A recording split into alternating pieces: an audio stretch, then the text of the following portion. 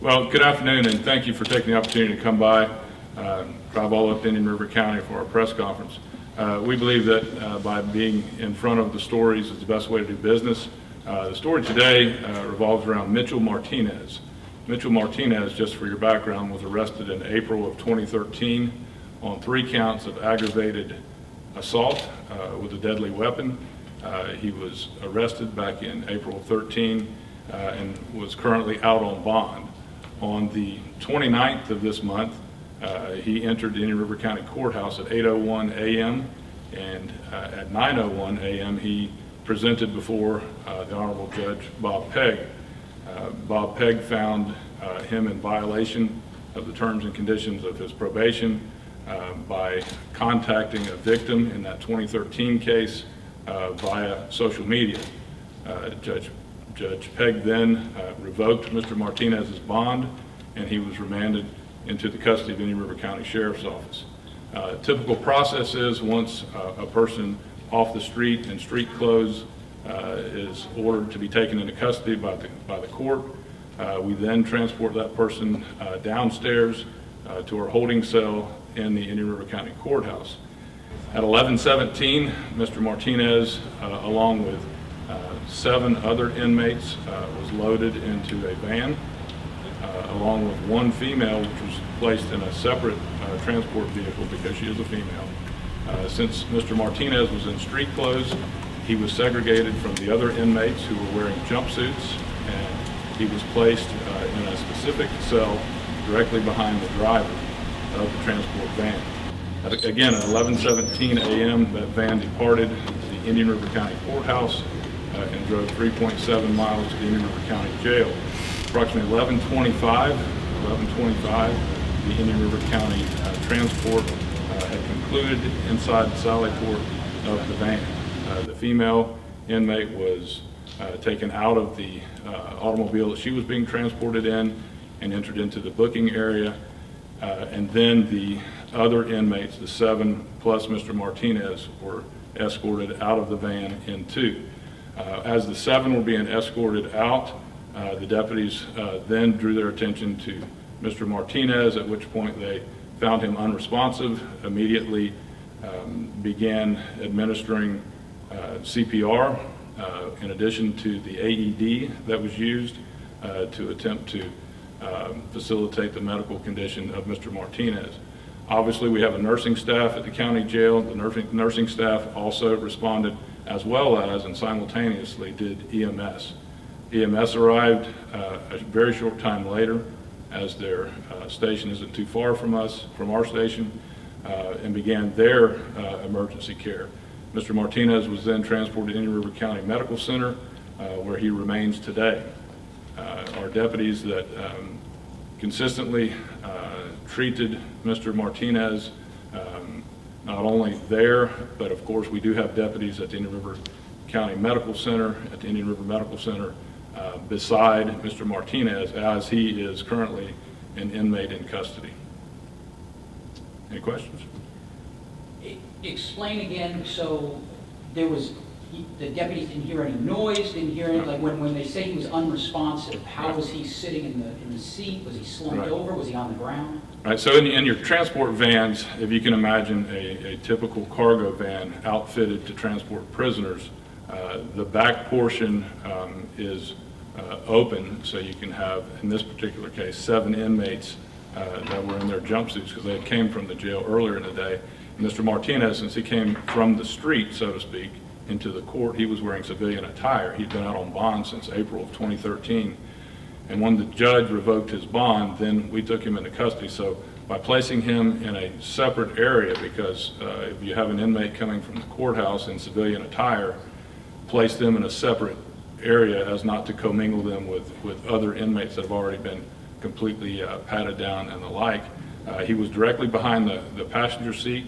As safety precautions, we do have plexiglass keeping the inmate away from the driver in a separate unit.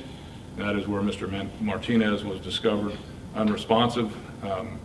Immediately seeing that, we in fact, of course, went into emergency medical mode. with the deputies, the transport deputy actually climbing into the van and pulling Mr. Martinez out into an open area where the CPR continued for some minutes until the fire rescue team arrived, and of course they continued that as well. Is he dead? What's his status? Our status is that we know of, he's still in ICU. We have been interacting with his family over the weekend, and since he is an inmate, we do have deputies in the room with him at the hospital. When he was admitted to IRMC, they do a blood tox. Mm-hmm. What did it show? We have no information on that. That has not been given to us. The toxicology report has not been given to us. We do know by viewing of the video, upon him entering the van, showed zero signs of distress when he was placed into that van at 11:17, and then the 3.7 mile ride to the county jail, where they arrived at 11:25, and then shortly after arrival did they discover him non-responsive. Did the family give you any indication that he had a history of No. any type of medical problems, abuse, anything? No, we haven't. And there was no physical contact between Mr. Martinez and anyone else in those 8 minutes, so far as you're Correct. aware? He was segregated into a separate, if you will call it a cell, you could call it a cell within the van. There was absolutely no indications of anything unusual. There was very light traffic. There were no detours, no stops. In fact, that was an 8-minute ride, which is typical for Vero Beach at that hour of the day. So what happens next? What happens next is, as of the 29th, his bond has been revoked. So he is an inmate of the Indian River County Sheriff's Office. Do you have access then to his medical status and records? We do not. If his condition changes, the Indian River County Medical Center will notify us. We have 2 deputies at his side, and obviously they would notify us as well. My understanding is there were 2 long abrasions on his neck. Can you speak to that in any way? No, we have zero indications of that. We know that nothing happened abnormally in the transport. There's no signs or indicators of that. In fact, anytime we have a situation like this, we activate our detective unit as well as our crime scene unit just to make sure that those accusations are not true. Okay, you're saying there are no abrasions on his neck? We don't know about, we know that when he was in our custody, no abrasions on his neck.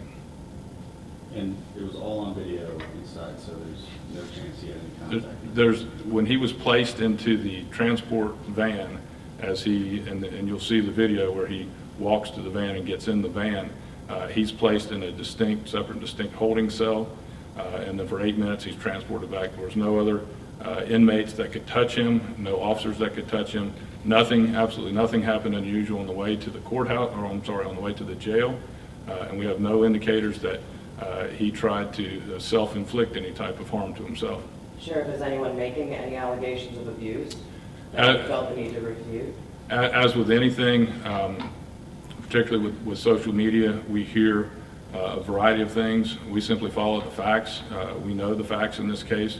We know that our deputies in the River County Sheriff's Office acted properly. We know that they gave the aid that would be expected, not only continuous CPR, but the use of an AED and our nursing staff. This is an unfortunate situation, and we're hoping for the best. So what are they alleging happened? That I'm not certain on exactly what they're alleging.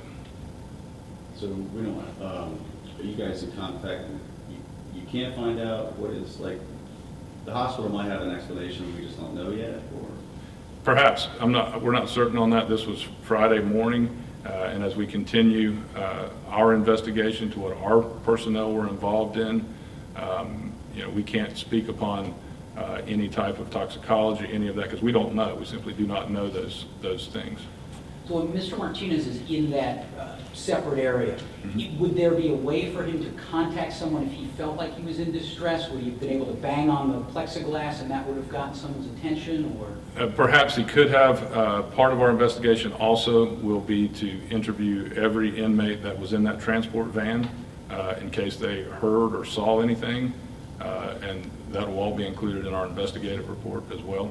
Are you saying you all haven't interviewed the 7 who were in the van with him at the time, or We is haven't that ongoing? we haven't completed all of them. We do have some statements from some inmates that were there that indicate nothing unusual happened, that they didn't, that there was no involvement from law enforcement that could have harmed Mr. Martinez.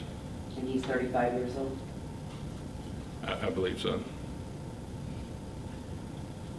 What do you know about the aggravated assault case?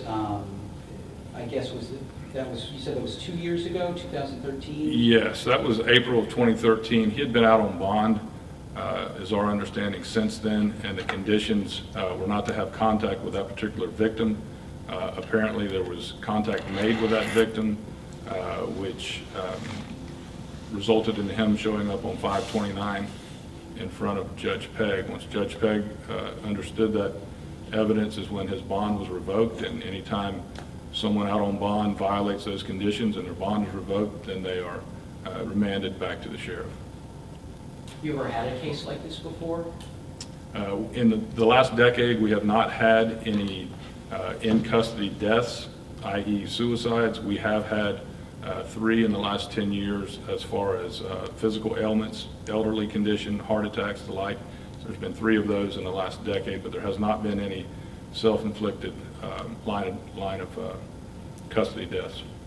So, I mean, do we know it wasn't a heart attack? Do we know it wasn't a stroke? Do we know We simply don't know that. I will tell you that we process over 6,000 inmates a year at the Indian River County Jail. We make thousands of transports, whether out of county or within the county, every year. And we're somewhat proud of the track record that we have, given the volatile condition that some of these could have. And is it a regular transport van? It's just like an Astro van that? This is a commercial maxi van. We'll be welcome to give you some photographs of that. You'll be welcome to inspect that. Again, Friday, our crime scene processed that as to make sure that this is exactly what happened, and this is exactly what happened. It's an unfortunate incident where an inmate in transport had some type of medical distress. It's exactly what happened. Have you just not followed up with Indian River Medical Center to get information on Mr. Martinez's case, or are they stonewalling you in some respect in No. terms of getting information? Absolutely not. No stonewalling, but there's certain information that they're just simply not going to release to us. Why not? My guess is the HIPAA sanctions. It's not like they're going to. But this is part of an investigation. It is. However, we have not been privileged to any information. It's all speculation, and we're not in the speculating business. We're in the fact business. And again, just to go back one more time, your detectives don't believe there were any abrasions on Mr. Martinez's neck? Our personnel that were at the scene in the Sally Port and that were administering the CPR as well as the AED have no indicators that there were any type of marks on his neck. Could there be bruising on his body just based from the CPR and medical care? I'm not certain about that, but I wouldn't suspect around the neck.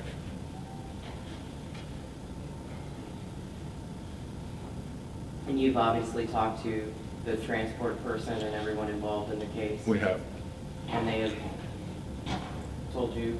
exactly the same. Recall that our practice also is to have you may call it a chase car. There was another sheriff's office car behind the transport van, directly behind it.